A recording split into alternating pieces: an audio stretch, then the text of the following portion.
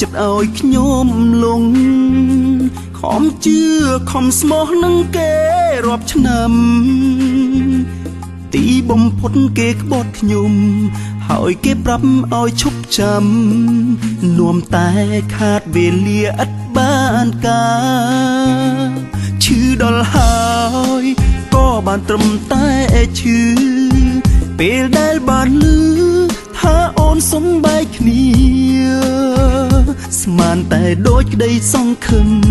ពី3ឆ្នាំគ្មានខ្លឹមសារថ្ងៃនេះសុំសិនជាលើកចុងក្រោយ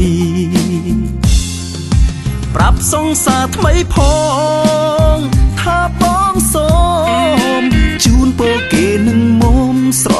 ឡាញ់គ្នាបានយូរពីមនុស្សអតីតអស់សិទ្ធធ្វើជាគូទោះតស៊ូយ៉ាងណាក៏គ្មានន័យប្រាប់សង្សារថ្មីផងថាបងផ្ដានមានត្រៀមចិត្តទុកនៅថ្ងៃមុខថ្ងៃក្រោយទោះថាស្នេហ៍នេះខ្ញុំធ្លាប់ឈឺរួចហើយគុំមិនយូរឡើយអ្នកថ្មីអើយនឹងឈឺជាងខ្ញុំ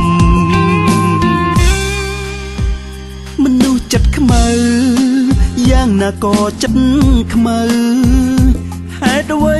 នៅតែបំភ្លេចគេមិនបាន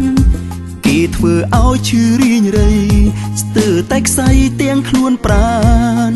នៅតែនឹកមនុស្សដូចគេធ្វើអ្វី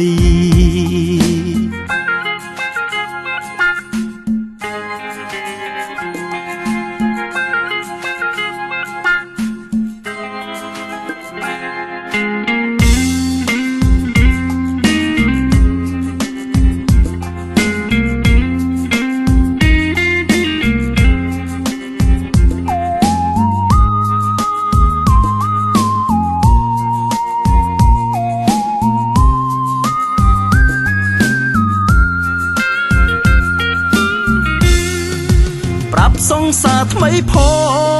ងថាបងសូមជូនពរគេនឹងមុំស្រឡាញ់គ្នាបានយូរពីមនុស្សអតីតអស់សិទ្ធធ្វើជាគូទោះតស៊ូ